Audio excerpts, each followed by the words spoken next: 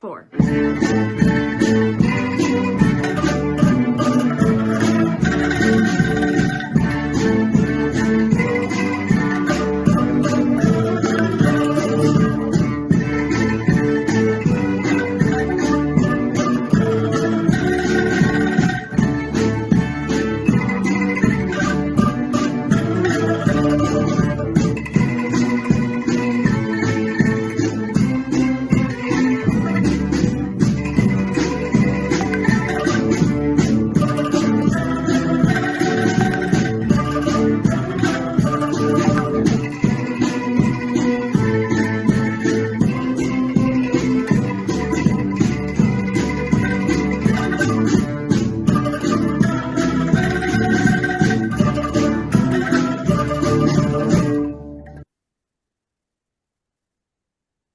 Wah, itu berapa Ya, lama tuh latihan Ini, Monday Band? ini ya, ini kita di Tennessee kan dapat angklung dari KJRI, KBRI.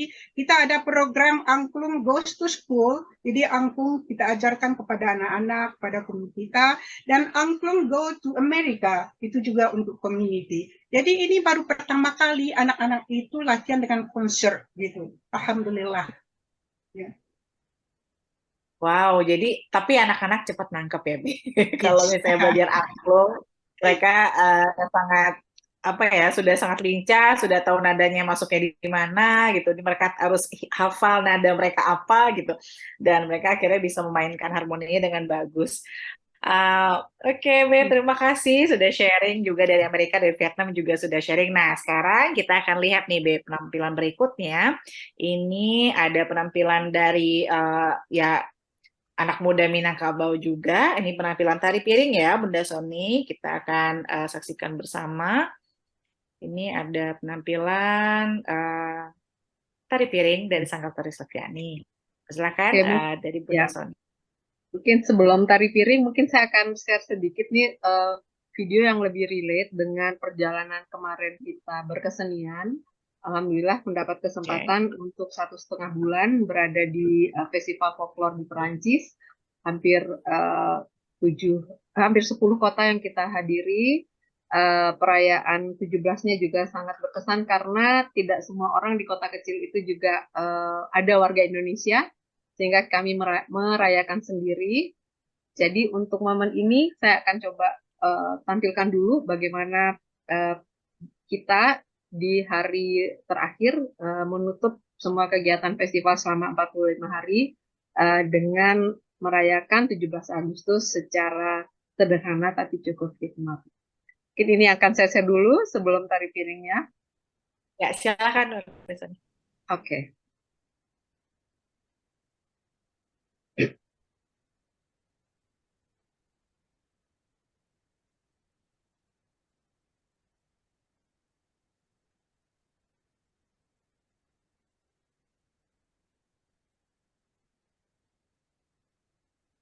Sebentar, agak kagok ini mencarinya. Eh,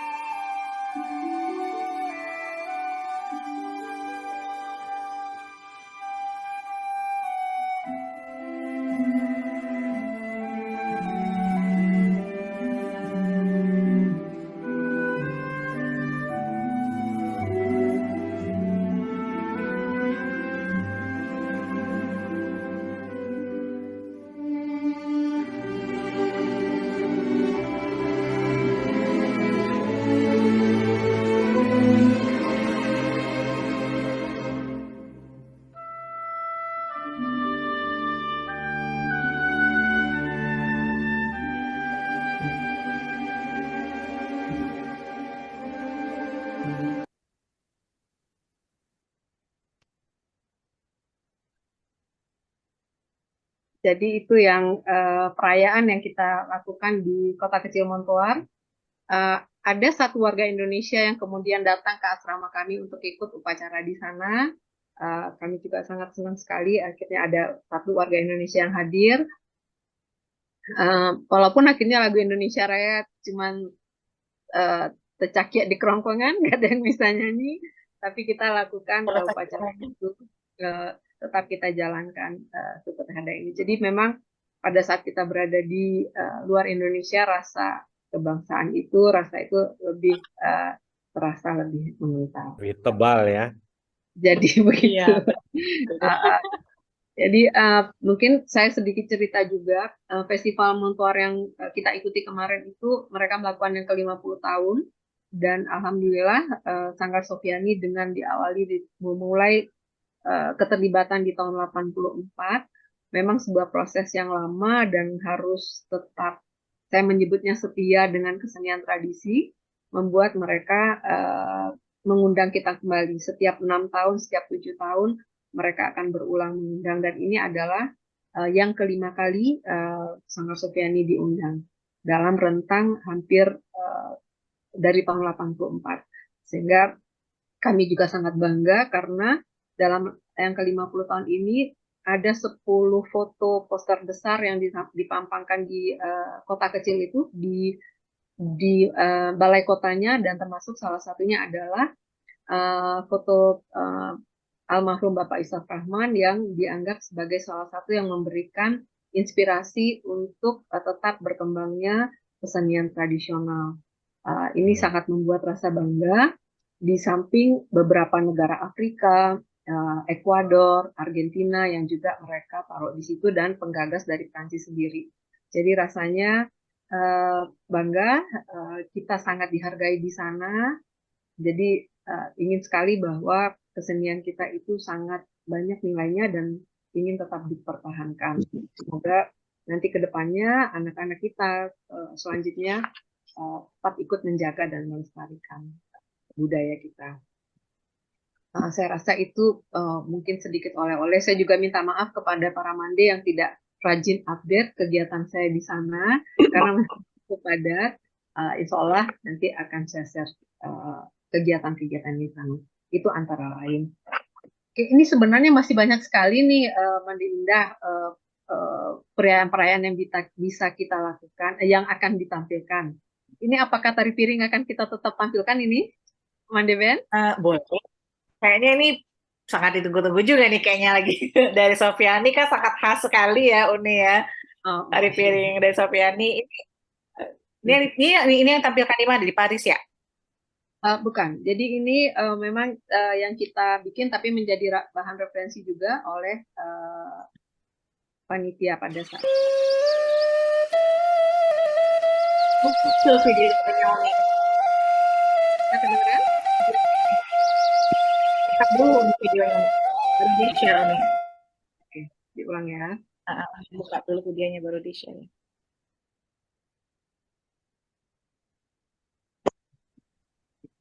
Bagus sekali.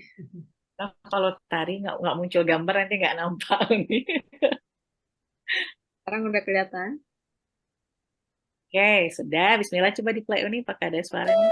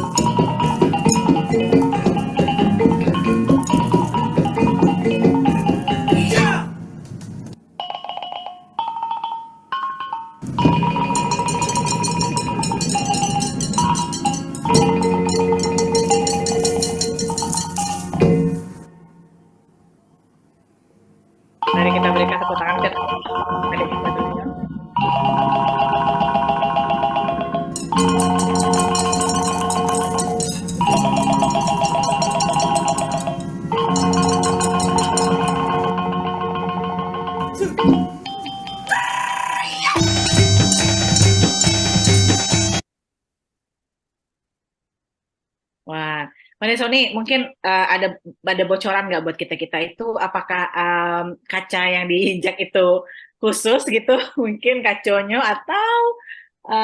atau bisa sembarang kaco sih dari pijak. Karena penasaran nih Mbak Sony, karena memang kalau ditanya kan mencari orang tadi pilih orang luar apa sih kok bisa nggak luka juga kakinya gitu kan, alhamdulillah.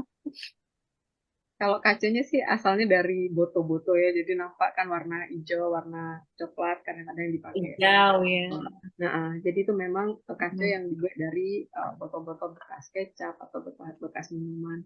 Tapi memang pembuatannya ada prosesnya, jadi mulai dari memecah kaca, kemudian sampai dia menjadi pecahan kaca yang bisa dipakai untuk menari. Nah, itu proses yang dilakukan sendiri.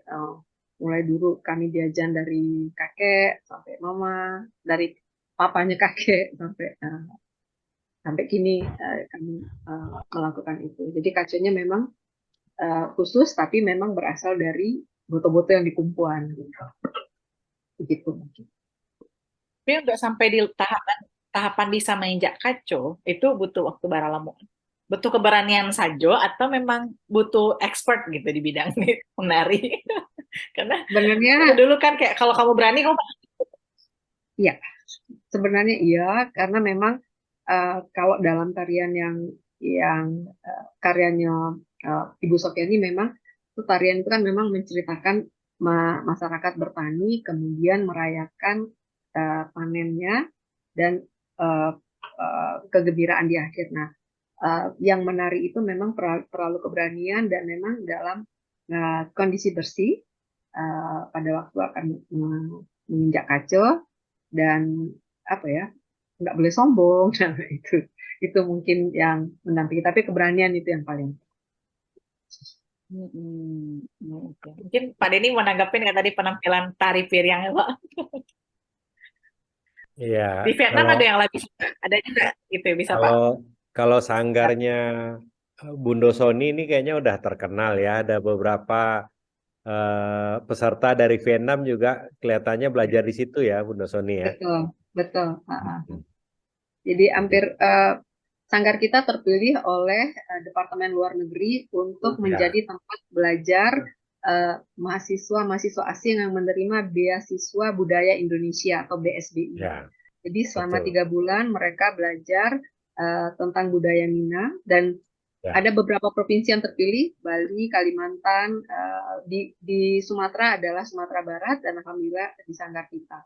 Mereka harus bisa menunjukkan kemampuan berkeseniannya setelah 3 bulan dan terakhir kemarin mereka melakukan pertunjukan di lapangan Banteng, Jakarta. Jadi dari semua provinsi mahasiswa-mahasiswa asing itu. Kebetulan kemarin kita ada 9 orang, ada dari Eropa, dari Mesir, dari Vietnam juga kalau nggak salah ada di tahun ini. Ya, Kemlu tuh rajin itu untuk mengirim siswa-siswa asing untuk belajar kesenian kita. Cuma memang untuk sustainability-nya, jadi tantangan kita ke depan adalah bagaimana kita belajar dari negara-negara katakanlah yang sukses sekarang itu kan Korea ya. Jadi dia bisa memanfaatkan kekayaan budayanya itu menjadi sebuah industri sehingga menghasilkan nilai ekonomi. Nah, hanya dengan cara ini kita bisa mengembangkan lagi gitu. Ya kan? Kalau sekarang ini kan kelihatannya aspek budaya kita itu belum mendapatkan dukungan pendanaan yang kuat. Kenapa? Karena itu dianggap cost center oleh misalnya yang mendanai. Jadi dia mengalokasikan uang untuk membiayai, oke, kita cinta dengan budaya kita. Tetapi kan seharusnya kalau itu kita anggap investasi kan ada return-nya. Nah, itu belum bisa tercapai kalau kita belum berhasil membuat sebuah konsep seperti yang sekarang sudah dilakukan Korea dengan K-pop-nya itu. Nah, itu udah luar biasa. Nah, ini tantangannya nih ke depan. Bagaimana mengemas budaya-budaya kita ini menjadi sebuah produk bukan hanya enak dinikmati, cuma orang mau membayar lebih gitu untuk menikmatinya. Nah, ini perlu kolaborasi sama-sama ini. Betul, betul Pak Denny. Ya. Setuju sekali.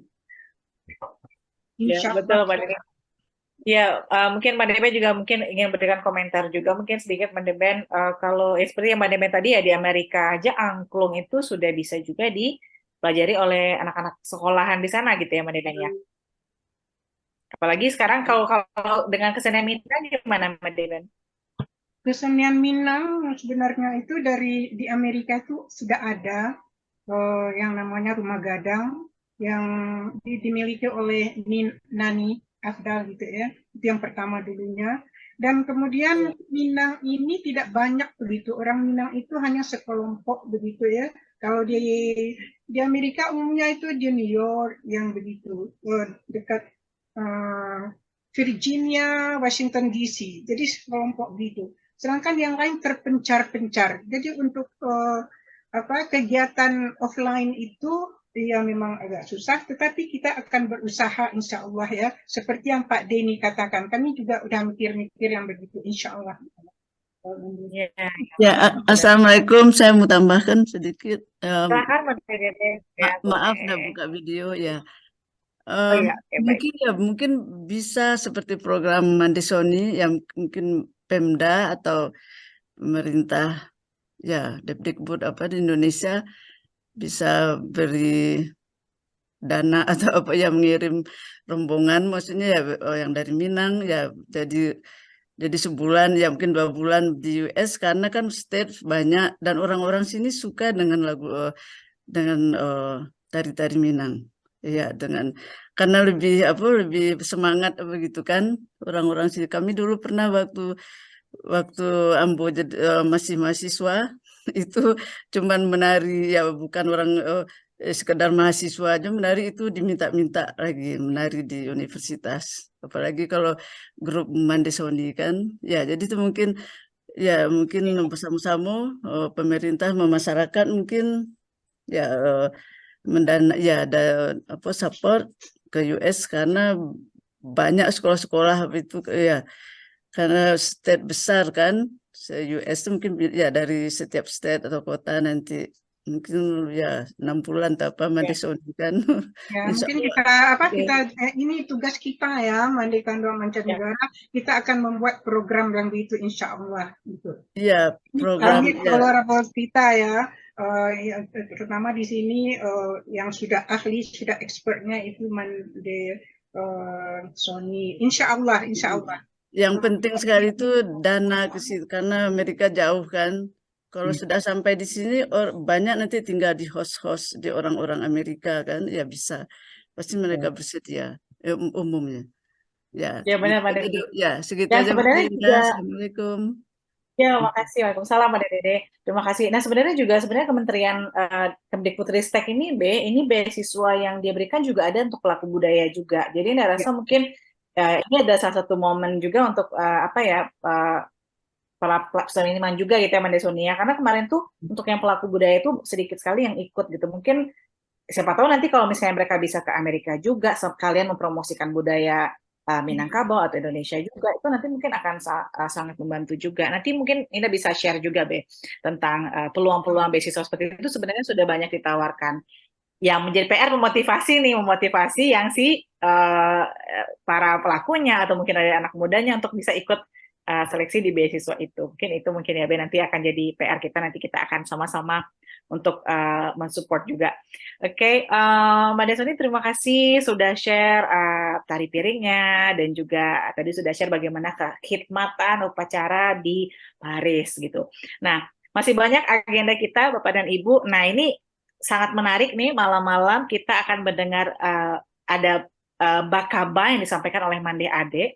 Ini tentang Sabainan Alui. Nah, saya sebenarnya juga sebagai pemuda nih, saya malu juga nih, saya nggak terlalu hafal dengan cerita ini. Tapi yang saya tahu Sabainan Alui itu nama induknya tuh nama itu Saribai, karena nama ponakan saya itu dikasih nama oleh adik saya Saribai, karena itulah induk dari si Sabainan Alui. Mungkin kita undang nih Mande Ade. Sudah ready untuk Bakaba malam hari ini?